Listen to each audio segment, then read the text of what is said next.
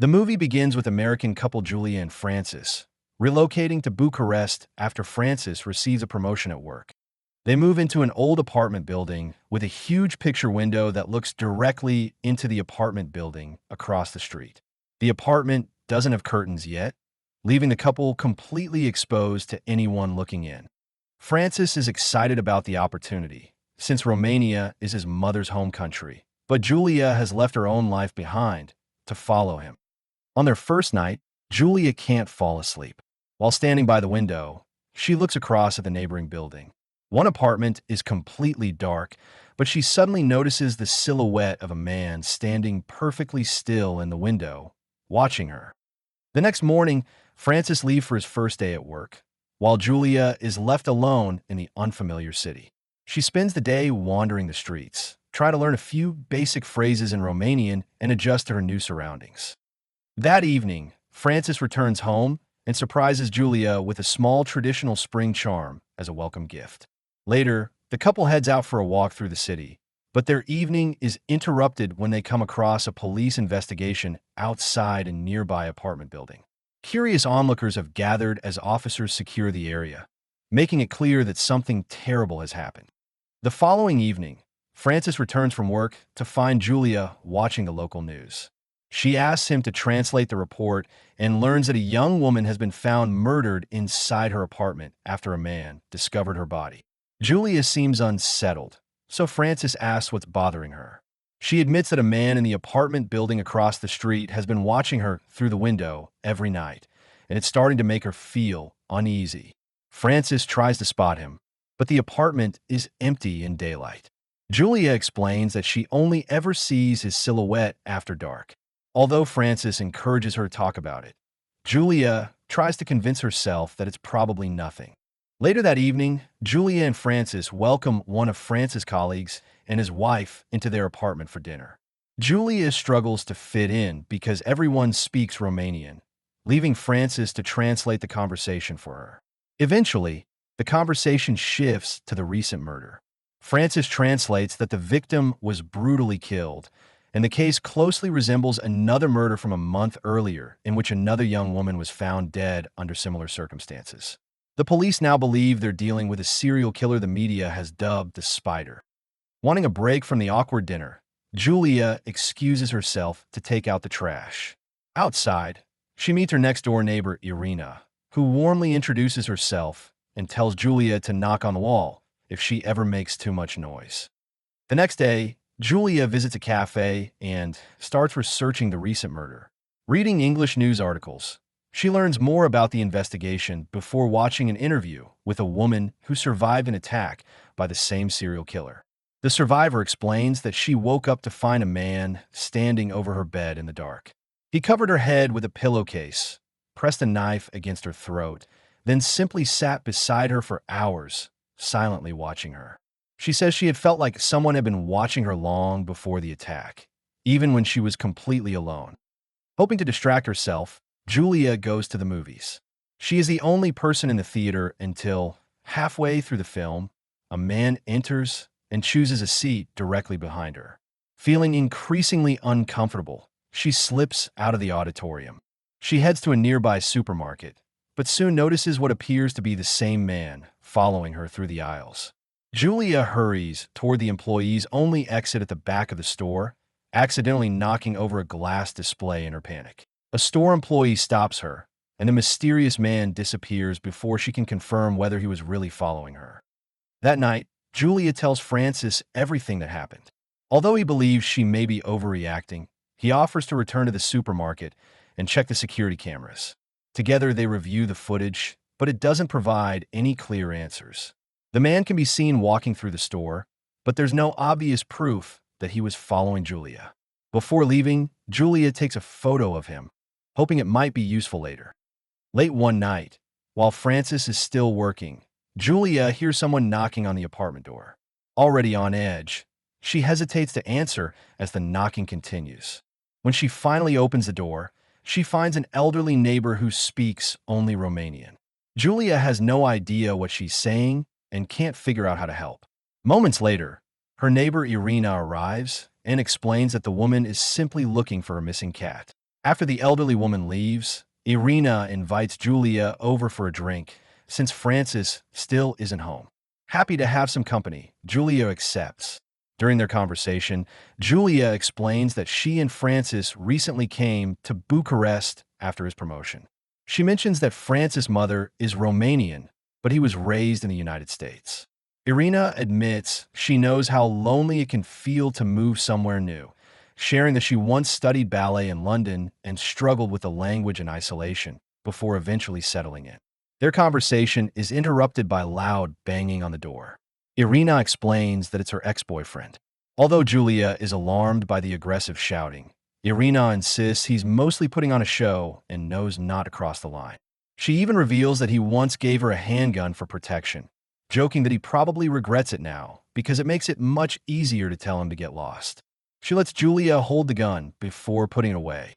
Later that night, Julia returns home, feeling a little better after spending time with Irina. Still thinking about the mysterious man across the street, she decides to find out whether he's really watching her. She pulls back the curtains and deliberately waves at the dark window. A moment later, the man slowly waves back. Julia freezes in terror. When Francis finally gets home, Julia tells him what happened and insists on calling the police. Although Francis isn't convinced the situation is dangerous, he supports her and stays with her while an officer arrives. Julia explains that the same man has been watching her from the apartment across the street, and that she believes he's also the man who followed her through the supermarket. The officer says there isn't much he can do based on suspicion alone, but he offers to visit the man's apartment and tell him to stop staring into his neighbor's windows. Since Julia has a photo of the man from the supermarket, the officer asks her to come along so she can confirm whether it's the same person. Julia is too frightened to face him herself, so Francis goes with the officer instead. When Francis returns, he tells Julia that even if it was the same man, he lives in the neighborhood, so it wouldn't be unusual for him to shop at the same supermarket. Julia becomes frustrated and breaks down, insisting that she feels like she's losing her mind and begs Francis to believe her. She even says she wants to leave Bucharest altogether. A few days later, Julia spots the mysterious man walking through the neighborhood and secretly follows him. He eventually enters a strip club, where Julia discovers that he works as a janitor. Inside, she runs into Irina, who works there as a dancer. Julia tells her everything that's happened, explaining that she's convinced the man has been watching her ever since she moved into the apartment. She asks whether Irina has ever noticed someone staring into her apartment from across the street. Irina admits she doesn't know anything about the man. Instead, she tells Julia that sometimes the best outcome is living with uncertainty, because it's far better than discovering your worst fears were true. Before returning to work, Irina thanks Julia for worrying about her and promises to look out for Julia as well. That night, Julia dreams that someone is attacking and strangling her. She suddenly wakes to the sound of a woman screaming, followed by a loud crash coming from Irina's apartment. Convinced something terrible has happened, Julia pounds on Irina's door before persuading the landlady to unlock it. Inside, they find the apartment empty except for the elderly neighbor's missing cat, who appears to have knocked over a lamp. The landlady believes that's all the noise was, but Julia isn't convinced and searches the apartment herself, finding nothing suspicious. Later, Francis apologizes to Julia for leaving her alone so often because of work, before heading back to the office. The next day, Julia becomes worried when Irina still hasn't returned home. She calls the club where she works, only to learn that she never showed up for her shift the previous night. Soon afterward, Irina's ex-boyfriend arrives looking for her. The two call her phone and hear it ringing from inside the apartment, but Julia insists Irina can't be there because she never heard her come home. Before he leaves, Julia asks him for a favor. Together, they go up to the janitor's apartment. Irina's ex-boyfriend pounds on the door and angrily warns whoever is inside to stop bothering Julia, but no one answers. After he leaves, Julia works up the courage to knock again. This time, an elderly man answers the door. As Julia steps into the elevator to leave, she suddenly comes face to face with the janitor. That evening, a police officer arrives at Julia's apartment with the janitor, whose name is revealed to be Daniel Weber. Daniel has filed a complaint, accusing Julia of harassing him by watching his apartment, following him around the neighborhood, and showing up at his door.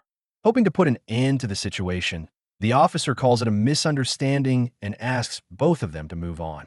Before leaving, Daniel politely shakes Julia's hand. Later, Francis shows Julia a news report announcing that the police have finally arrested the spider. The suspect is the same plumber who discovered the latest victim's body.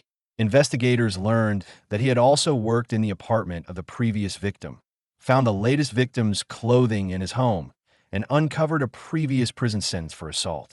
Believing the nightmare is finally over, Julia reluctantly accompanies Francis to a company celebration. During the party, she realizes Francis has been joking with his coworkers about her fears and paranoia. She storms out and heads home alone on the subway. The nearly empty train unexpectedly stops between stations, and Julia realizes the janitor is sitting in the same carriage. She demands to know why he keeps watching her. Daniel explains that he spends his days caring for his sick father and often passes the time by looking out the window at people going about their lives. He says no one had ever noticed him before, and when Julia waved at him, he simply thought she was being friendly. Instead, her husband later arrived with a police officer, followed by another man who pounded on his door and shouted at his elderly father. Daniel admits all he really wanted was an apology. While he speaks, Julia notices what looks like the outline of a head inside his shopping bag. Terrified, she apologizes, unable to take her eyes off the bag as the train finally reaches the station. Shaken by the encounter on the subway, Julia returns home and starts packing, determined to leave Bucharest. As she does, she hears loud music coming from Irina's apartment, so she walks over to check on her friend. Inside, she is horrified to discover Irina's headless body sitting in a chair. Before she can react, Daniel attacks from behind and covers her head with a plastic bag. When Julia regains consciousness, Daniel reveals that he murdered Irina and hid inside the apartment with her body while Julia and the landlady searched the place days earlier. He warns Julia not to breathe too hard because the plastic bag will make her pass out or suffocate. Moments later, Francis arrives and calls Julia's phone. Hearing him so close, Julia tries to scream for help, but Daniel attacks her before she can make a sound. Believing she's dying, Daniel turns his attention toward Francis. As Francis follows the ringing phone into Irina's apartment, he notices Daniel walking out and starts toward him. But Julia is still alive, and she quietly reaches for Irina's handgun and shoots Daniel several times. Covered in blood, Julia slowly walks out of the apartment and stares at Francis. The end. Thanks for watching. Don't forget to like and subscribe. And until next time.